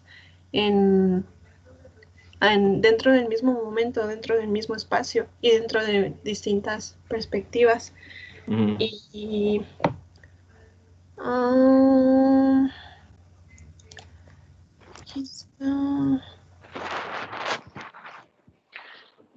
Pues eso lleva a una mala comprensión del tiempo y del espacio sobre el que se está investigando. O sea, él menciona como, por ejemplo, de qué sirve saber cuándo y exactamente dónde sucedió una batalla si no eres capaz de comprender qué otros procesos llevaron a esa batalla o qué ocurrió después. Muy bien. Sí, o cuáles fueron las consecuencias sociales o políticas que involucraron este hecho. Y que derivaron, ¿no? O sea, que involucraron y que derivaron, ¿no? Muy bien, muchas gracias, Abigail, pero bueno, yo quería ser un poquito más como concreto, también un poco para ayudarles a ir haciendo una lectura más, digamos, como más enfocada, sobre todo siguiendo el ejemplo de reporte de lectura que les pedí, en la que hay una parte en la que nos señala o la que nos exige el reporte de lectura de cuáles son los conceptos o las nociones conceptuales más importantes o teóricas, ¿no? El primer concepto, ¿alguien levantó la mano, perdón? ¿No? Ok. En la página 21, el primer concepto a criticar es el concepto mismo de historia, ¿no? Estoy en el párrafo intermedio, donde dice, historia diferente a la que hoy se cultiva mayoritariamente, que no es, que esta es una definición de historia clásica, la ciencia que estudia los hechos y las situaciones del pasado. Porque, más allá de que es totalmente imposible fijar con rigor y costumbre la fecha, momento o etapa que hoy divide a nuestro presente de nuestro pasado, es claro también que la historia no es esa aburrida y temerosa ciencia del pasado, sino más bien la ciencia que se consagra al estudio y abre cita de la obra de los hombres en el tiempo, según la acertada definición de Marc Bloch, ¿no? O sea, el autor ya está trabajando conceptos, nos está diciendo, este concepto de historia pues, no funciona. Este concepto de historia que nos propone Marc Bloch es mucho más acertado, ¿sí? Para, digamos, en términos un poco pedagógicos y sobre todo porque algunos de sus compañeros ya están eligiendo temas de tesis o ya están trabajando proyectos de tesis, y los que están en quinto en algún momento lo van a tener que hacer. Hay un documento que uno tiene que hacer, hay un apartado, hay un escrito que uno tiene que hacer que se llama Estado de la Cuestión, ¿sí? En el cual uno debe de revisar a los autores que nos han propuesto cosas, que nos han definido cosas, que nos han antecedido a nosotros en los temas, ¿no? Que han propuesto conceptos, teorías, explicaciones, etcétera, ¿no? Pero el ejercicio crítico, como seguiré haciendo hincapié, pues no es simplemente aceptar que porque lo dice Michel Foucault, que porque lo dice fulano de tal, que porque lo dice el historiador quién sabe quién, pues lo vamos a aceptar tal cual, sino que hay que hacer ese ejercicio crítico, y por ahí algunos mencionaban, pues contraponer las fuentes, ¿no? O sea, poner como los dos argumentos y entonces uno explicarlos, pues aquí es lo que está haciendo el autor. El autor está contraponiendo dos definiciones de historia, una con la que nos dice, la ciencia que estudia los hechos y situaciones del pasado, dice, pues no tiene rigor, pues, ¿no? O sea, eso no es riguroso. Sin embargo, el autor, y que todavía no es una definición tal cual de él, dice, es más pertinente hablar de la obra de los hombres en el tiempo, según la acertada definición de Marc Bloch, ¿sí? Después, en el siguiente párrafo, el autor nos va a decir, no solo es claro que esta definición de la historia como ciencia que estudia el pasado, no únicamente pretende rehuir el compromiso social del historiador con su propio presente, sino también que confunde nuestro oficio con la simple y burda tarea del anticuario.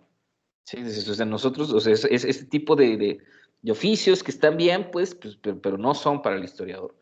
Porque son el anticuario o el coleccionista de antigüedades los que se ocupan solo del pasado, rompiendo artificialmente una línea temporal que es esencialmente continua, línea que nos demuestra permanentemente que cualquier presente y por ende también cualquier pasado no es más que una compleja articulación estratificada de distintos pasados todavía presentes, es decir, de diversos hechos y fenómenos históricos que remontan su origen y su vigencia a muy diferentes líneas y magnitudes temporales. ¿Sí? Es decir, el historiador no nada más estudia cosas del pasado, o sea, el historiador debe entender esas cosas y su vínculo con el presente. ¿Para qué nada más estudiar hechos del pasado y hablar y tratar de, como lo decía Abigail, pues no entender que esos hechos, esas cosas que suceden, pues tienen un antecedente, ¿no? Y por lo tanto nos vamos a un pasado todavía más lejano y que esos hechos del pasado tienen alguna relación o influyen en decisiones o en prácticas o en formas que en el posterior presente van a terminar afectando o van a terminar influyendo en las ideas de los autores. Ok, ¿qué otro concepto, qué otra definición, tanto crítica como propuesta del autor identifican en el texto? A ver, Maximiliano, a ver, Jorge Luis, ¿quién de los dos quiere avanzar o proponer o participar?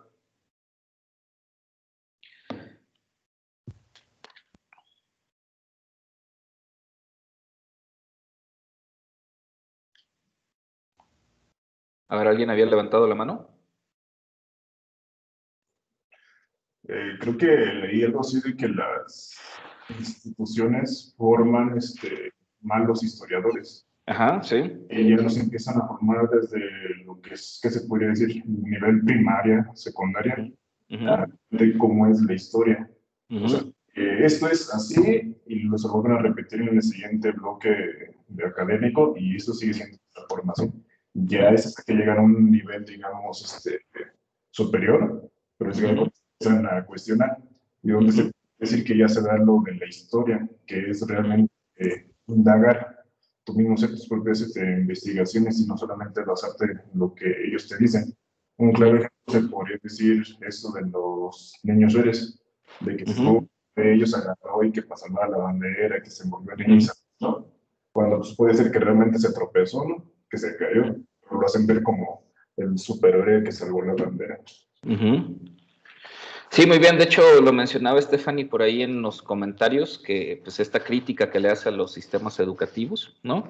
Pero por ahí, por la página 22, 23, ¿qué nos dice el autor? ¿Qué nos menciona? ¿Cómo estudia el historiador? ¿Cuáles son sus...? Por ahí hablaban de sus métodos, sus técnicas. ¿Cuáles son estas?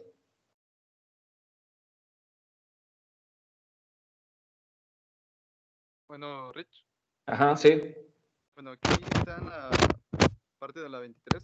Bueno, lo que me llama la atención, también de lo que dijo Sergio y de lo que están comentando nuestros compañeros, pero entonces, si practicamos el análisis histórico de esta idea de la historia siempre atenta al cambio y siempre enfocada en esa dialéctica de permanencia y de transformación de todos sus objetos de estudio, desembocamos necesariamente en una historia genuinamente crítica, que junto al lado bueno de las cosas observa y analiza también su lado malo.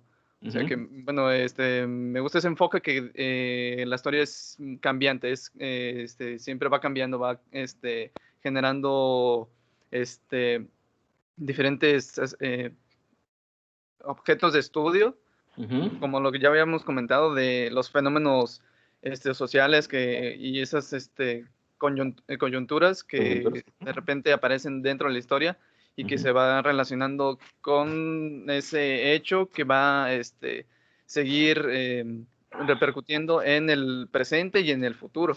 O sea, que tenemos que analizar bien esa parte de la historia que va cambiando constantemente para tener un análisis histórico pues más acertado y más crítico. Cierto, muy cierto. Yo nada más quisiera, y es un poquito antes de lo que tú mencionas, completar esto que dices, ¿no? Entendiendo que esa historia crítica, ¿no? Que tiene estas características que ya nos has dicho, dice, una historia no se construye además solo con documentos escritos. Desde ahí de arriba otro mito, que la historia nada más son documentos escritos y documentos antiguos. De hecho, había, y a mí todavía me tocó, esos investigadores, esos historiadores, voy a entrecomillar, que decían que para hacer historia, únicamente, o sea, la verdadera historia era únicamente a través de documentos que necesitaban ser paleografiados.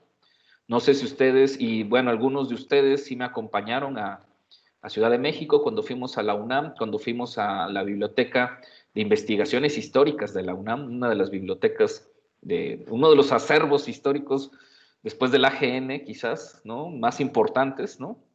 Y nos mostraron libros antiguos, y nos mostraron documentos antiguos, y nos mostraron pues documentos de la época colonial, ¿no?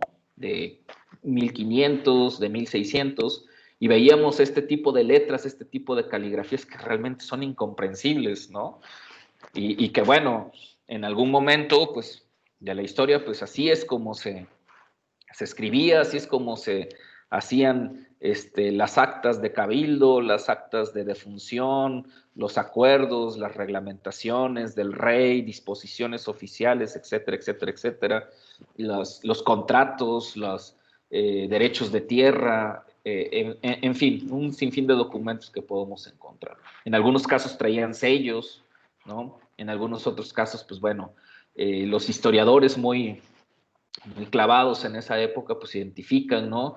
El tipo de papel en el que se inscribían este tipo de documentos, el tipo de pluma, el tipo de trazo, ¿no?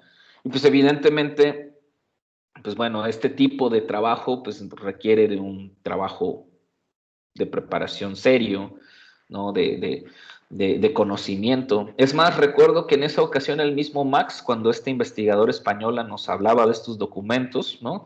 Y hablaba de que muchos de estos documentos tenían algunas palabras todavía de origen latín, pues, ¿no? Que estaban en latín, o algunas hasta expresiones en lenguas antiguas españolas, ¿no? En el gallego, etcétera. Y hasta Max ahí se puso a tratar de hablar con esta investigadora, ¿no? Porque mencionaba que a él le habían dado, si no mal recuerdo, latín en su prepa, ¿no? Entonces, evidentemente, pues sí, tener esos conocimientos para poder hacer estas lecturas de estos documentos, pues son importantes, ¿no? Pero simplemente tener acceso a esos documentos escritos, como también creo que lo mencionaba por ahí Abigail hace rato en su intervención, pues no es hacer historia. Hay que tener una herramienta intelectual, hay que tener una capacidad intelectual, hay que dominar ciertas teorías, ¿no? O explicaciones teóricas para entender qué nos dicen esos textos. Una, pues es la hermenéutica, ¿no? Otra va a ser la semiótica. Pero otra van a ser otro tipo de herramientas conceptuales teóricas, pues, ¿no? Los conceptos de identidad, los mismos conceptos de género, ¿no? Un análisis lingüístico, se le llama análisis del discurso, ¿no? O sea, ¿qué nos están diciendo? ¿Qué nos quieren decir? O sea, ¿qué se está debatiendo? ¿Cuál es el contexto de ese momento? ¿Cuáles son la forma de pensar de estos individuos? Un poquito adelante lo veremos con esta idea de los imaginarios sociales, ¿no? Sobre todo con el caso maravilloso de Carlo Ginzburg. Pero bueno, a lo que voy es, entonces simplemente tener acceso a documentos, pues no nos hace hacer historia, ni ser historiadores. Tener el acta de nacimiento de quién sabe qué, pues eso está bien, pues, ¿no? Tengo el acta de nacimiento, pero eso no me dice todavía nada. Yo necesito preguntarle ese documento. ¿De qué me sirve tener el acta de nacimiento de Miguel Hidalgo o el acta de defunción de Morelos, ¿no? O saber que Emiliano Zapata murió tal día asesinado a traición por tales tipos, ¿no? O que no murió en ese día, que no murió en Chinameca, ¿no? O sea, ¿de qué me sirve tener esos datos, tener esos documentos, si no solamente los contrasto, ¿no? Como bien lo decía también Luis Fernando López, ¿no? Contrastar las fuentes, claro, contrastarlas. Pero ¿para qué me sirve contrastarlas, ¿no? Si no es para reflexionar en ellas, si no es para entender un fenómeno, si no es para poder, como lo decíamos con Jorge Luis, criticar esos documentos, ¿no? Criticar lo que están diciendo, hacer una crítica, hacer un análisis crítico de eso que está en esos documentos, para poder trabajarlo. Porque nosotros trabajamos con las fuentes, claro que trabajamos con las fuentes, con los documentos, con las entrevistas, con las fotos, pero simplemente asumir que tengo una foto, tengo un documento, tengo el testimonio de la persona que vio por última vez a Lázaro Cárdenas, o tengo el testimonio de la persona que estuvo presente en el momento en el que Lázaro Cárdenas firmó el decreto para la expropiación petrolera. Eso no me dice nada todavía, pues, ¿no? Eso no es nada. Claro, es una fuente, es un trabajo de realización de fuente, de consulta de fuente, etc. Pero eso todavía no es nada, pues, ¿no? No hay un trabajo histórico, no hay un hecho histórico, no hay una construcción de la historia, ¿no? En términos académicos. Por eso nos dicen, y tampoco solo los testimonios depositados en los archivos históricos, porque el buen historiador no se forma solo en los archivos, sino también y muy esencialmente en la observación acuciosa de la vida actual, de la vida del pasado en todas sus múltiples y variadas manifestaciones. Y esto es una lección, ¿no?, que nos propone Carlos Aguirre, a lo mejor no necesariamente para él, para la historia, pero que la podemos llevar a otros ámbitos. Necesitamos desarrollar nuestra capacidad de observación, ¿sí? Y es algo que quiero que presten atención en la lectura de Wilhelm Dilthey, porque él nos da ciertas pistas por ahí. Un buen académico, un investigador, más un historiador, un antropólogo, a los que les interesan los medios audiovisuales y su vínculo con las humanidades y con los seres humanos, ¿no?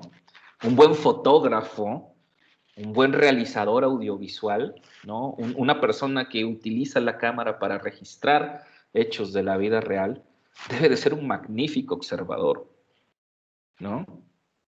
O sea, necesitamos ir adiestrando, necesitamos ir trabajando nuestra mirada, nuestra capacidad de observar las cosas, ¿sí? A quienes les interesa la fotografía, pues viendo muchísimo más fotografía, conociendo más fotógrafos, no solamente de técnica, eso está bien, los métodos, por ahí lo mencionaban, ¿no? Domino la técnica, domino cómo utilizo la cámara, cómo sé escribir, etcétera, eso es importante, pero ahora el lenguaje, el interés, lo que nos dice la fotografía, lo que el fotógrafo quería transmitirnos con esa fotografía, con esa composición, con ese manejo de la luz, con ese manejo de los personajes. El cine como documento histórico, algunos quieren hacer trabajos sobre cine, bueno, pues no nada más en dónde nació tal director o quién actuó, cuál es la paleta de color, sino qué nos quiere decir con los diálogos, con los movimientos de cámara, con esa historia, pues, ¿no? Ahora lo mismo los textos. Ese es el ejercicio que quiero que ustedes hagan y que se pongan y se impongan ese reto, ¿no? O sea, ¿qué me dice esta novela? ¿Qué me dice este poema? ¿Qué me dice esta canción? ¿No? ¿Cuáles son las intenciones del autor? Y después, bueno, ¿cuáles son, si estamos leyendo una novela, si estamos leyendo un cuento, pues bueno, ¿cuáles son las intenciones de estos personajes? Algunos de ustedes, no todos, pero algunos de ustedes han estado conmigo en las materias de guionismo. Y yo siempre les he dicho a los que han estado en guionismo, todos los personajes tienen intenciones. No puede haber personajes sin intencionalidades, pues. Todo personaje dentro de una ficción debe tener un porqué, pues. Si no tiene un porqué un personaje dentro de una ficción, es un personaje hueco, vacío. Claro que existen muchas novelas y muchas películas que tienen ese manejo de personajes no tan complejos, pero las grandes novelas, las grandes películas, las grandes obras audiovisuales en las que se emplean la historia y personajes, los personajes deben ser potentes porque son complejos, porque tienen algo que decir, porque tienen emociones, sentimientos encontrados, porque no son buenos ni malos, porque son eso complejos. Es del mismo sentido, hace rato nos lo estaba diciendo ahí la cita y el mismo Luis Fernando, ¿no? Y creo que los demás autores, pues sí, vivimos en un mundo complejo, los seres humanos somos complejos, ¿no? Los individuos, los seres humanos que componemos este mundo somos seres complejos, ¿sí? Lo mencionábamos en clases hace un rato, ¿no? La necesidad de tener, o de algunos de buscar una respuesta, la necesidad de algunos de tener un guía, pues la necesidad de algunos que tienen de escuchar una esperanza, de tener un líder que les dé esperanza porque por sí solos o no la encuentran, o se encuentran vacíos, o no encuentran sentido a su vida, o están pasando por momentos complicados de su vida y entonces esos individuos, muchas veces movidos por inquietudes, por miedos, por dudas, por ignorancias, desarrollan actos en su vida que uno podría decir, ¿cómo es posible que un ser humano haga eso? ¿No? ¿Cómo es posible que una persona con preparación, con educación, con recursos, con un buen nivel de vida, pues haga ese tipo de cosas? ¿O cómo es posible que una persona que no tiene acceso a recursos, que no tiene educación, que no tiene, que vive en una situación difícil, pueda tener reacciones diferentes, pues, ¿no? Por eso se vuelve bien rico el estudio de la historia y en términos culturales, pues, ¿no? Porque en esas múltiples manifestaciones culturales de los seres humanos, ¿no? En esas múltiples manifestaciones en donde dejamos símbolos, en donde dejamos significados, en donde dejamos sentidos, ¿no? En donde dejamos profundamente nuestra humanidad de manera simbólica, ahí encontramos esa complejidad del ser humano, ¿sí? En una obra de arte, en una pieza musical, en una fotografía, en una pintura, ¿no? En una poesía, en una novela, ¿sí? En la vida misma, en la observación, pero por eso necesitamos, nos dice el autor, sí, los métodos, sí, no sé qué onda, sí, dominar la técnica, la paleografía y todo eso, pero necesitamos fundamentalmente ser observadores con la vida misma, observar nuestra vida misma. Decía por ahí un filósofo santo de la iglesia, San Agustín, no mires fuera de ti, dentro de ti, ¿sí? Es dentro de ti. Y no es, digamos, el mismo sentido que nos quiere dar a entender Carlos Antonio Aguirre Rojas, pero sí en gran medida es decir, a ver, observa, ¿no? O sea, observa la naturaleza, observa la vida cotidiana, observa a tus padres, observa a tu pareja, observa a tu novia, observa a tu novio, observa a los clientes, observa a las personas que están a tu alrededor, pues, no, observa la vida, ¿no? Porque ahí está la complejidad de la vida, ¿no? No en los grandes discursos políticos, ni en los grandes choros filosóficos, ahí, güey, en la vida cotidiana, ¿no? En lo que está pasando frente a tus narices, pues, ¿no? Observa esos detalles, observa esos pequeños detalles, pues, ¿no?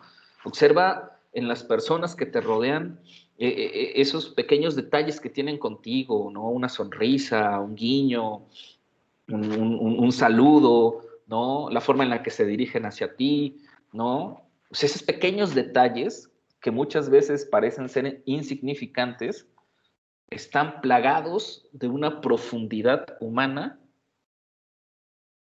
¿sí? Que a veces queremos o obviamos o no nos damos cuenta porque estamos queriendo esperar la gran respuesta, el gran chamán, al gran líder, a esa persona que nos saque de nuestro letargo, de nuestra crisis emocional, o de nuestras dudas, o de nuestras depresiones, ¿no? Estamos esperando a ese algo gigantesco, ¿no?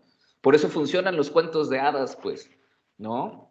Por eso funcionan los cuentos de hadas, porque algunos están esperando a su héroe, ¿no? O a su heroína, pues, ¿no? A su salvador, ¿no? Y pues lamentablemente la vida no es así, pues, ¿no? O sea, no siempre llega el príncipe azul a rescatar a las personas, o al héroe a rescatar a las personas en crisis, ¿no? ¿Por qué? Porque en realidad la respuesta no está en el príncipe azul, en el héroe, en el villano, en la gran reina que salva a su pueblo, no, está en las cosas más elementales de la vida, más sencillas de la vida. Por eso, esa recomendación, y con esto quiero ir cerrando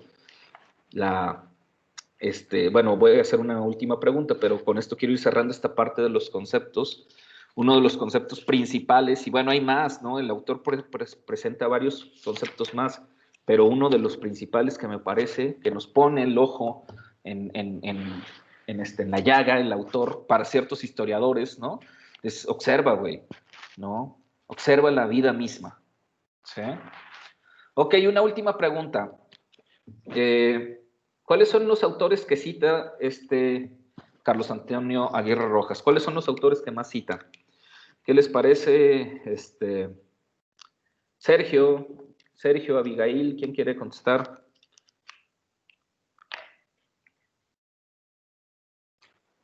El autor cita a otros autores. Díganme, ¿a quiénes cita?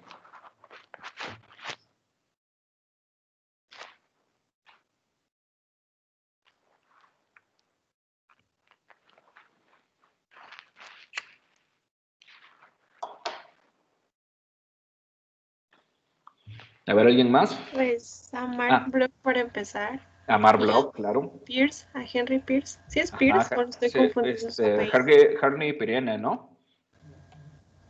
Ah, sí, es cierto. Al historiador a Pirene. Le estoy confundiendo hasta de corriente. A Charles Sanders Peirce te refieres, ¿no? Al de la semiótica. Sí, perdón.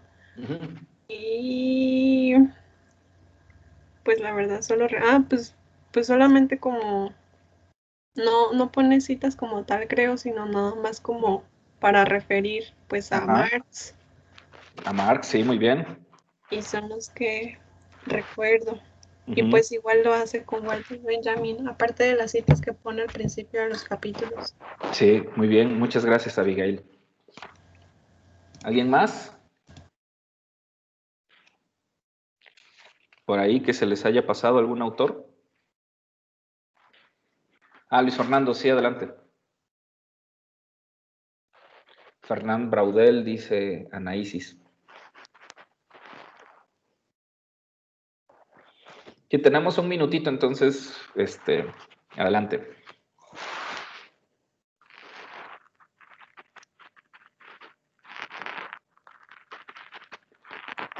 Luis Fernando, sí, tienes levantado la mano.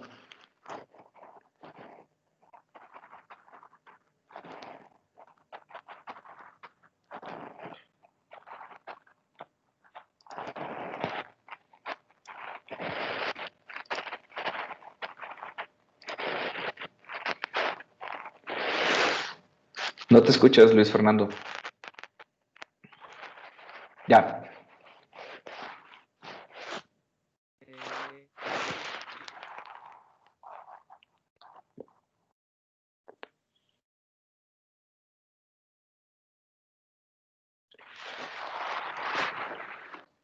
No se escucha.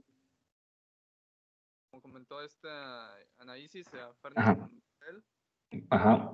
Max iba también a comentar unos autores. Ajá.